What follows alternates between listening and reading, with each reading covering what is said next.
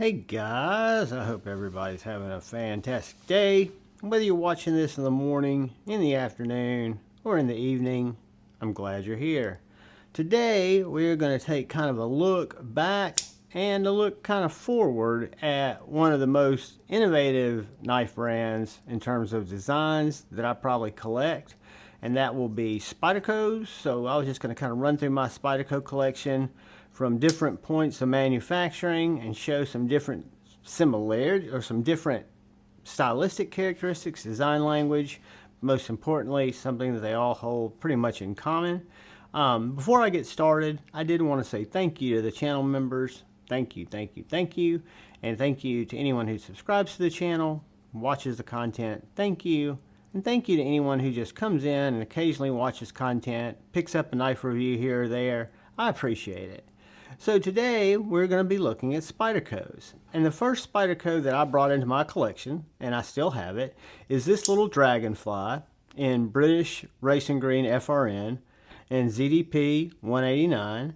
It was my first real knife when I started collecting. I had a couple of Kershaws. I did not have anything as nice as a Spyderco. And this one's FRN, backlock, made in Japan. It was under $100, not by much, and it's a great small, light, like all Spyderco's, leaf bladed. Well, not all Spyderco's are leaf bladed, but all Spyderco's are very slicey. A slicey little knife that has a wire clip. I had a Lynch replacement clip on it for a while, but this light knife being so light, it just really works well with the wire clip. The ergonomics, even though this knife is smaller, are impeccable in that you've got this really pronounced jimped finger choil as well as this jimping on your thumb, so it really locks your hand in on a much smaller package. This is a Spyderco Dragonfly. This was my first. This is a great one for me, and I'm going to kind of do them in the order that I picked them up, because the second one I picked up was a really nice purchase for me. At the time, it was probably one of my most expensive knives because it was early on in my collecting, probably in the first 15. And this is a Spyderco PM2 made in America that I picked up at St. Nick's Knives. This one made in Golden, Colorado. This one was blurple, so this one is in the S110V. So I've had this knife now going on three and a half years. I've never sharpened it. I've stropped it maybe once. It's still got the factory grind on it, and it's very corrosion resistant. It's just a great knife. Really hard steel, unique steel. I do look forward to getting on the TS Prof, matching up that angle and sharpening it, but I'm in no rush to do that because it really doesn't need it right now. I use this knife primarily as my Spyderco beater. I use it to cut down cardboard, to cut down, you know, makes easy work of cardboard. The thicker the material, in my opinion, the better this particular knife cuts because it's so toothy.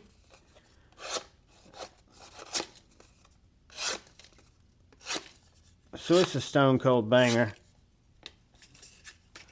And that is a Spyderco PM2, what I'd call the drop point, or your standard PM2. Now, we might get a little off key here because since we're looking at that Spyderco PM2, I might as well break out the second PM2 that I picked up from a brother in the community on a trade. I might have bought this.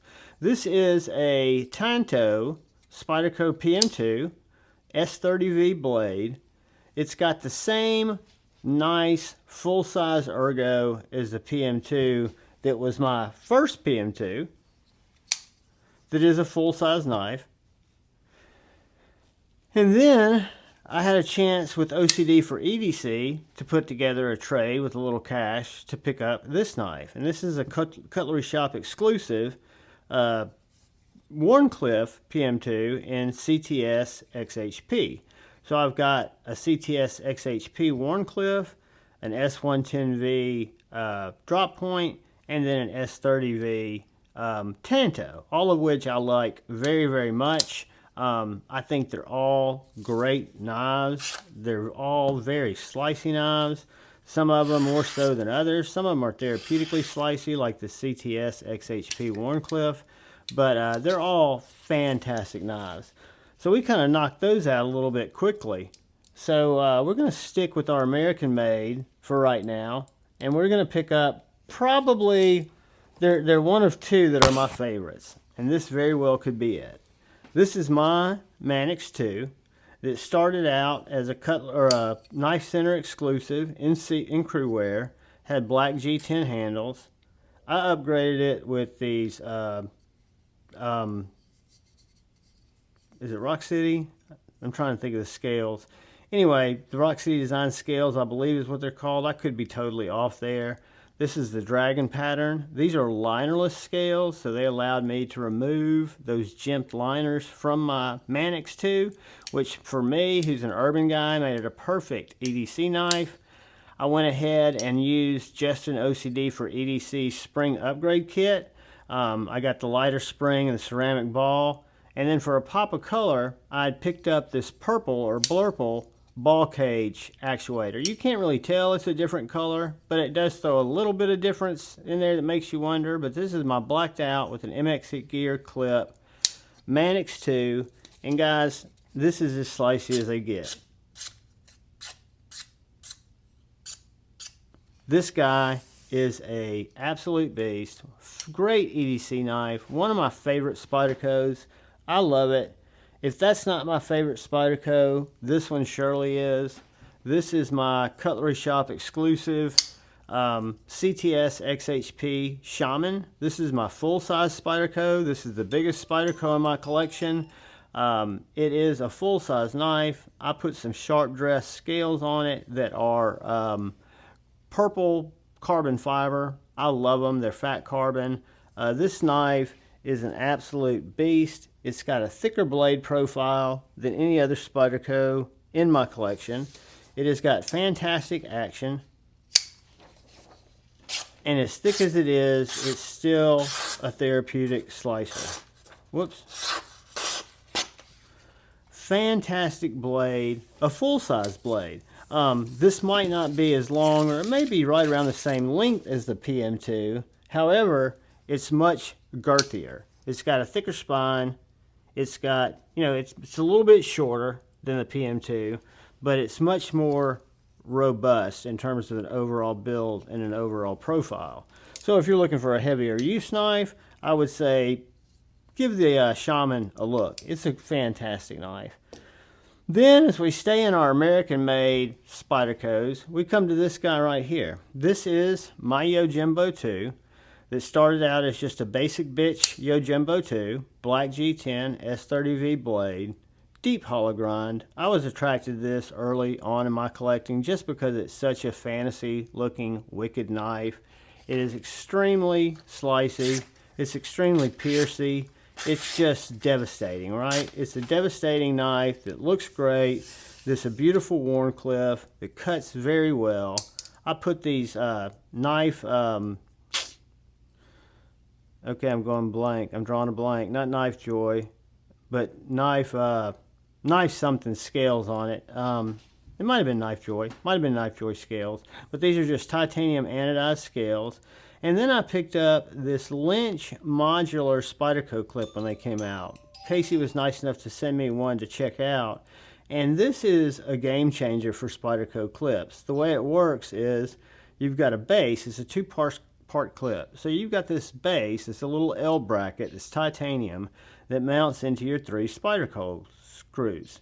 And then the back side of the L is a little bit thick, and then you slide this top mount over it, it locks into place, and then you put two screws here to keep it tight, and you've got a fantastic titanium clip. I put blue hardware on this as I just failed it by hitting my finger. Put blue hardware on it, matches the clip. I think this is kind of a showpiece knife. I do carry it, but not a lot. Don't want to break the tip unless I break it off into somebody, if you know what I mean. Leave my Slurpee alone, god darn it. Anyway, moving on. The last of my USA-made Spydercos is probably one that gets the most pocket time. This is what I call my baby Shaman. And this is the Lil Native. And this is a special Lil Native. that came out for breast cancer awareness. It was pink scales, G10, which I kept, and I put them on from time to time. I did upgrade them to these carbon these BOA micarta scales, but this little guy is S45 VN, not S35, S45. It looks like a mini Shaman. It cuts like a dream. As a 5th pocket knife, there's nothing that comes into my daily, which is urban, office, cutting paper, cutting open boxes, that I cannot easily accomplish with this little S45 Lil Native. Love, love, love this knife. This is a knife I'd wanted for quite a while, and then had a chance to pick one up when the pink ones dropped, and it was the first time they were using S45, so I thought, why not? Perfect storm, grabbed it, have not looked back, have not thought twice about it. I love this knife. American Spydercos made in Golden, Colorado are amongst my favorites. The Japanese Spydercos are a little less expensive. They are also very well made. But when it comes to the creme de la creme for me, and this is just me personally, because this is a subjective channel, this is my thoughts, I think the Taichung Taiwan, with this Sage 5 as part of, makes the smoothest, best engineered, design forward thinking knives out of the whole bunch. So this one came with a wire clip, the Sage 5. I did put the Lynch wire replacement on it. It has an S30V blade. This is very much a leaf style blade. Proceeds from this knife go to Alzheimer's research and treatment, which is something that's very dear to me, so I was happy to get this knife. It is very light, it carries very well, has amazing action. For some reason, all the Taichung Taiwan come in perfectly centered. They seem to be tuned better than anything else. Their Achilles heel is this shitty carbon fiber G10, which actually looks okay, not really. Functions fine, it does, but it just leaves a lot to be desired. Luckily, there are a lot of companies that make scales for a lot of these knives. I've got one that I'll show you because all the Taichung Taiwan are going to share this scale style, like my Watu. Talk about a different design. This is designed after an African fighting knife. Spyderco partners with a lot of different designers to bring a lot of unique designs to life. This little guy is wicked. It is a forward thrusting poker knife, but it's also, from an EDC standpoint, absolutely perfect for cutting and slicing. It's got a blade on it that is so thin it will make your head spin. It is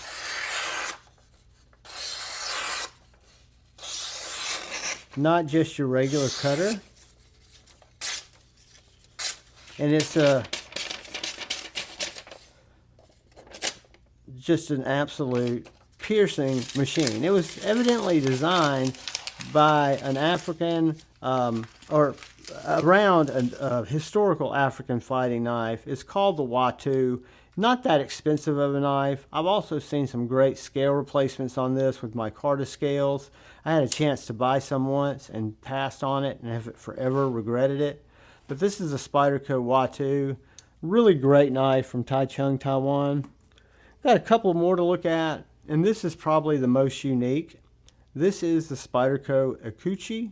So when you look at this knife, it doesn't even really look like a knife. You've got your Spidey hole. You've got a compression lock. You've got a blade, and then you've got this little roller tab that flings that little trailing point blade up.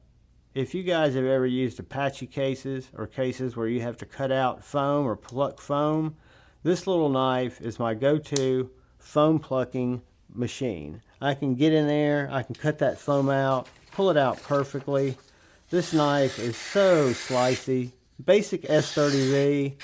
I'll leave a link to this. You can get these on Amazon for under $150. They're still available. Great little knife. Pokey, stabby as you'd ever want. From a Slurpee saver type of knife. Absolutely wonderful office knife. You can carry it in your shirt pocket like a ballpoint pen because it's so thin, it's so narrow, almost like the perfect gentleman's folder. Does not even look like a knife. But then when you go to deploy it, you just hit this little wheel here, you give it a twitch, the knife pops out, held in place by the compression lock, disappears when you're ready for it to go. And then you got the neat little hole there to keep true with Spyderco's. Got to put a hole in it. There's your hole. So guys, finally, we've got one of my favorite Spydercos of all time. This is a Taichung Taiwan Spyderco that's gone through several scale swaps, and this is the Spyderco Smock. The Spyderco Smock uses the Smok lock. It's designed by Smok. It is, a lot of people love this knife, hate this knife. I love it. I bought it brand new. First thing I did was remove the secondary detent. Have no regrets on that. That was a choice I made after watching a lot of different videos about what it did to the action, and I haven't regretted it. I was even fortunate enough to be able to donate that detent to somebody who needed it, so it was a win-win. These are Raylight scales. I picked these up on Amazon, maybe on Etsy, for under $100 for titanium scales, which, to get rid of the holy, with the holes in them, G10 carbon fiber, it was well worth it. It's basic S30V steel, but what attracts me to this knife was it was the first button actuated compressor lock, which now you see a lot of that with some of the top liner locks. But guys, it's a hollow grind, deep hollow grind, kind of got a reverse Tanto stance to it. A lot of people think this knife is, I know people who bought it, who traded it, who like it, who don't like it. I love it. I love the different grind. I like the way the grind's taller here than it is here. I think it's super sexy. I'm a huge fan of Spyderco's. I don't show them enough on the channel because they're knives I've had in my collection for quite a while. They've all got individual reviews on them, or most of them do. But I think to pull them together in a collection video and show you guys kind of in bulk why I'm a huge fan, why I really like them. All of these knives are keeper knives. None of them are going to be given away or sold because, again, even though they don't spend as much time in front of the camera, they're all fantastic knives. A lot of them are irreplaceable in the way that they came into my possession, like this one from ODC for EDC, or some of these special editions that I picked up and then modified. But yeah, guys, Spyderco is a company that has been making and sharpening knives for such a long time. They do a great job. I think a lot of times they get overlooked when we're looking at, well, let's take that back. They don't get overlooked. They might have been overlooked by me from time to time, and I forget about them. But I've got a great collection. I love every one of them. Guys, thanks for taking the time to check out my Spyderco hoarding exercise here. All of these are good knives. They're all different.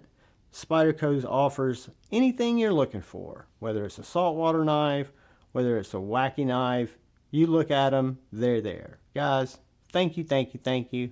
Hit the like button, but most importantly, please look out for the guy or gal to your left. Please look out for the guy or gal to your right. Please look out for each other.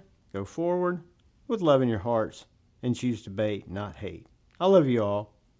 Peace.